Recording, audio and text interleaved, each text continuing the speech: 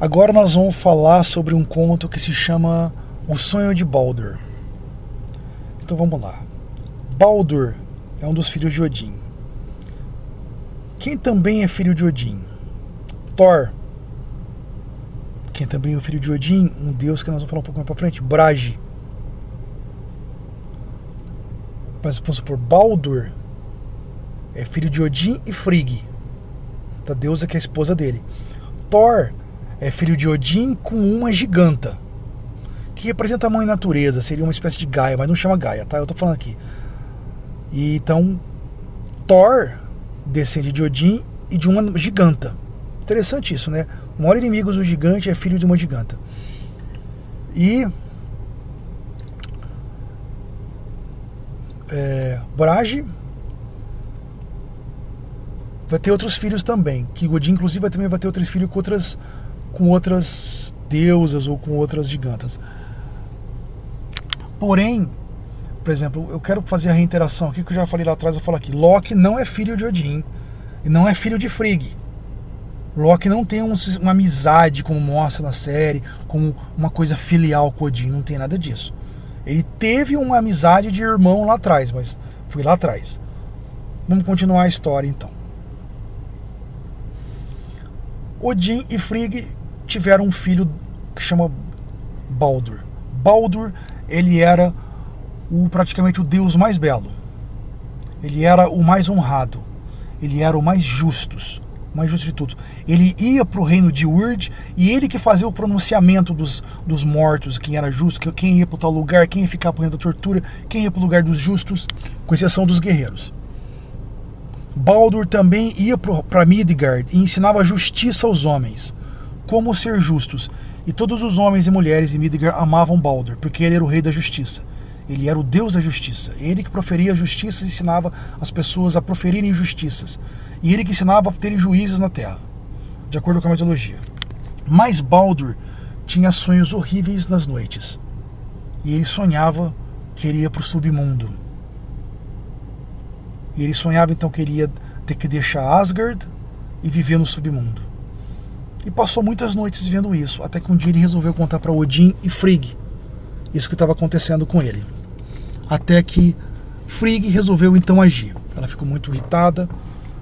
Aí ela deu vida a todas as pedras, a todas as rochas, a todas as madeiras de árvore e fez todas essas coisas jurarem nunca ferirem Baldur. Também deu entendimento a todas as criaturas vivas, animais e tudo mais, deu uma espécie de sabedoria para essas criaturas, para eles jurarem também nunca ferirem Baldur. E todos esses seres e criaturas e pedra, madeira, rocha, tudo jurou, ferro jurou nunca ferir Baldur. Então Baldur nunca poderia ser ferido. Então, um momento em Asgard, depois que ela fez todos esses seres, deu vida para muitos seres que não tinham vida, né? Para criar pedra, objetos que não têm vida, deu vida para pedras e animais que tinham vida, mas não tinham muito entendimento. Conseguiu fazer eles terem um entendimento para não ferir Baldur. Acabou de fazer tudo isso, ela foi para Asgard.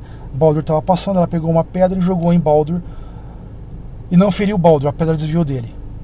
Depois os outros deuses se divertiram com isso, acharam isso interessante, então eles pegaram, um pegou um porrete, foi dar em Baldur, o porrete não acertou ele. Outro pegou uma espada, a espada desviou, sei lá, aconteceu uma coisa, não pegava. E todos eles tentavam acertar Baldur, e Baldur ficava sorrindo e nada acertava ele, nada feria Baldur. E nisso Frigg então ficou mais aliviada. Mas Odin não ficou aliviado, Odin então ficou preocupado com a situação. Tudo bem. Aí passou um dia, os deuses acharam isso um lindo passatempo. Um dia eles não tinham o que fazer, eles resolveram então pegar coisas para tentar acertar Baldur. E nada acertava em Baldur. Até que Loki estava passando e viu. E Loki odiava Baldur. Ele tinha inveja de Baldur. E na hora que ele viu isso, e viu que nada acertava Baldur, ele ficou com muita raiva. Aí ele perguntou para os deuses, o que está acontecendo? Aí eles falaram, Baldur teve uns sonhos e qualquer história contra ela traz. Frigg foi e fez todas as criaturas e nada pode ferir Baldur, nada. Aí que Loki ficou com muito ódio. Aí então, depois de um certo tempo, Loki se transformou numa velha, bem velhinha, bem idosa, e foi como se fosse mendigar num dos castelos onde estava a deusa Frigg. E nesse momento que ele estava mendigando num dos castelos que estava a deusa Frigg, não muito distante dali, estavam os deuses fazendo aquele show de tentar acertar Baldur, mas nada acertava Baldur. Aí ela foi mendigar para a deusa Frigg e ela: "Oh, deusa Frigg, por que os deuses tentam acertar o pobre juiz Baldur? Ele é tão bom, ele é o deus da justiça, ele é tão belo, ele representa o verão", porque realmente Baldur representava o verão. Representa o sol, por que eles fazem isso com o pobre Baldur? Aí a deusa Frigg: "Nada pode ferir Baldur. Eu fiz todos os seres, de vida para pedras, madeiras, ferro, aço, nada pode ferir Baldur. Nada pode ferir ele." Aí ela: "Ai, que bom", pareceu aliviada, velha. "Ai, mas", como se fosse preocupada, ela chegou: "Mas nada mesmo?" Aí a Frigg estava meio distraída, ela pensou: tem uma planta que cresce a leste de Asgard, que chama visco, mas ele é muito pequeno para fazer mal para alguém.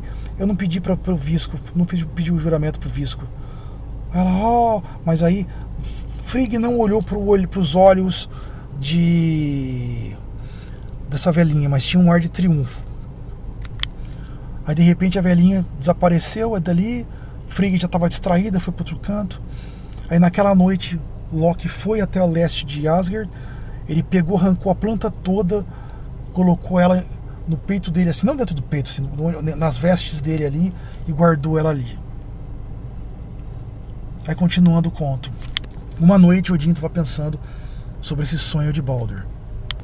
Aí Odin então estava preocupado com toda a situação, então ele foi até o estábulo, ele selou Sleipnir e ele fez um caminho.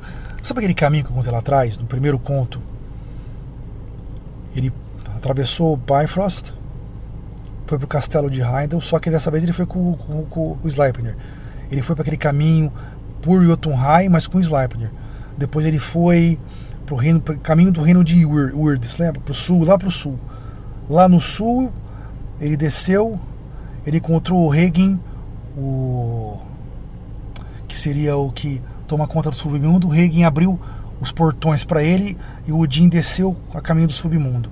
Aí Gorm, o cão que toma conta do submundo, quis ir para cima de Odin, só que Sleipnir corria bastante. Então o Gorm nem chegou perto.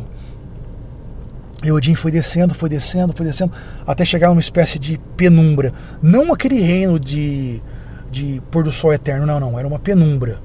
Assim, como se fosse uma luz, mas era uma luz prateada. Mas bem fraca. Então não era escuridão, mas era só uma luz prateada. Não era a luz da lua, porque não tinha lua. É como se fosse assim, não era embaixo da terra, era um outro reino. Mas um reino de baixo, assim. E tinha uma penumbra eterna, uma penumbra prateada. E ele ficou andando com o Sleipnir ali, correndo. Aí de repente ele chegou numa floresta. E no meio da floresta tinha um castelo. E nesse castelo tinha uma muralha. E uma muralha maior que a muralha de Asgard, que protegia esse castelo. Aí Odin se aproximou, né?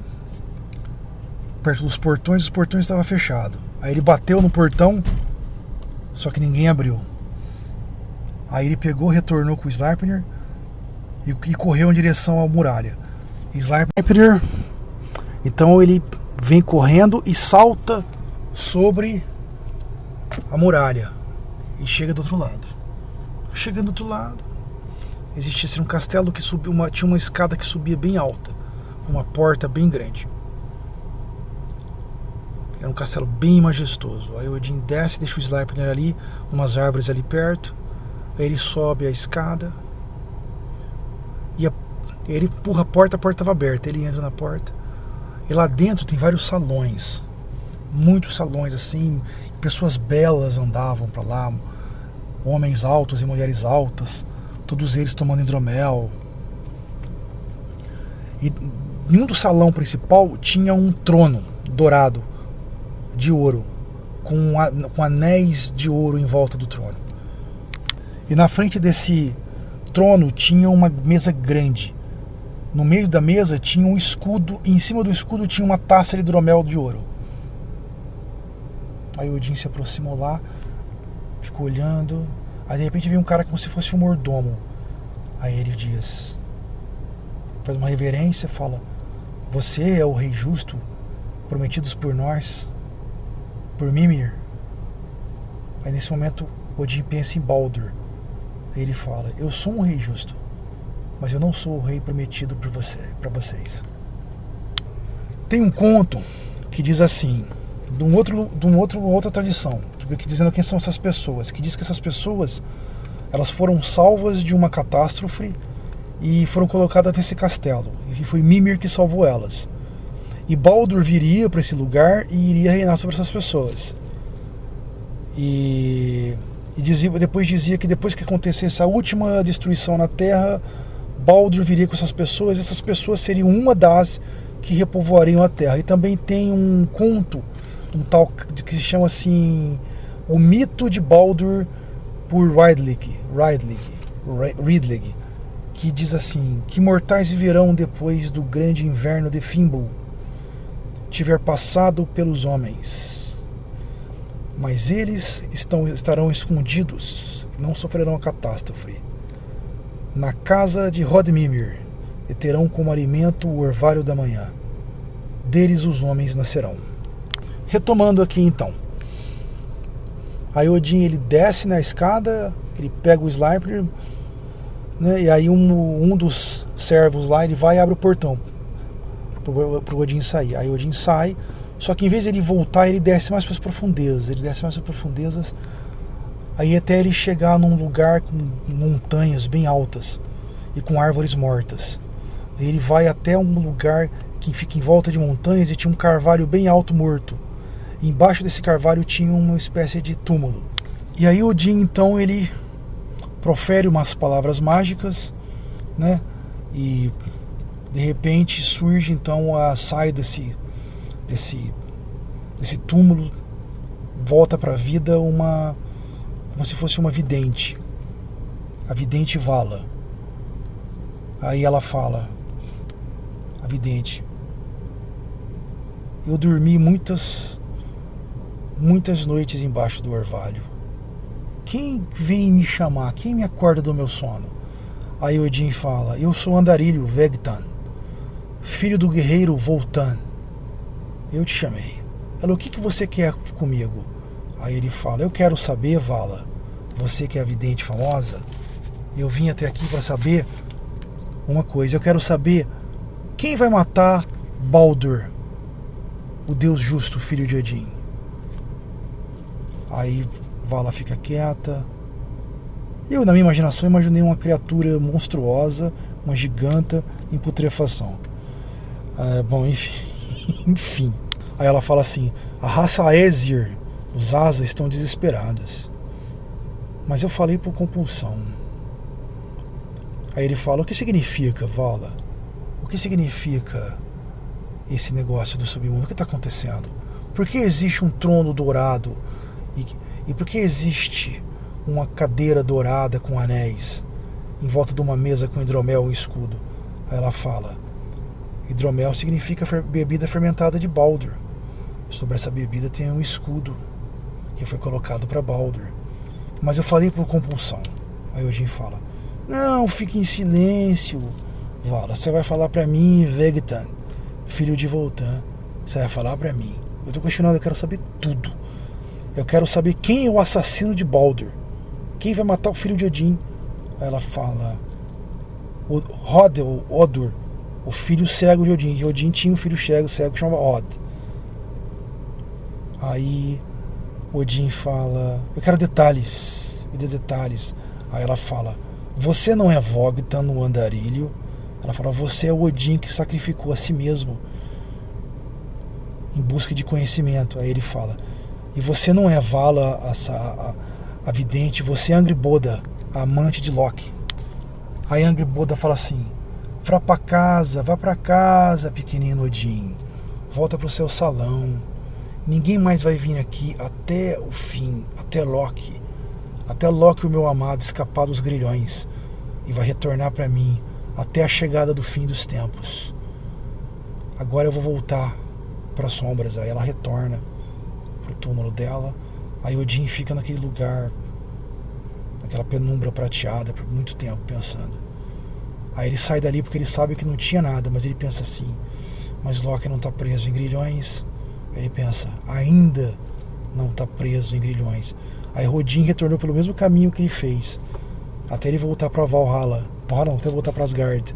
E ele não comenta nada com ninguém, nem com o Frigg.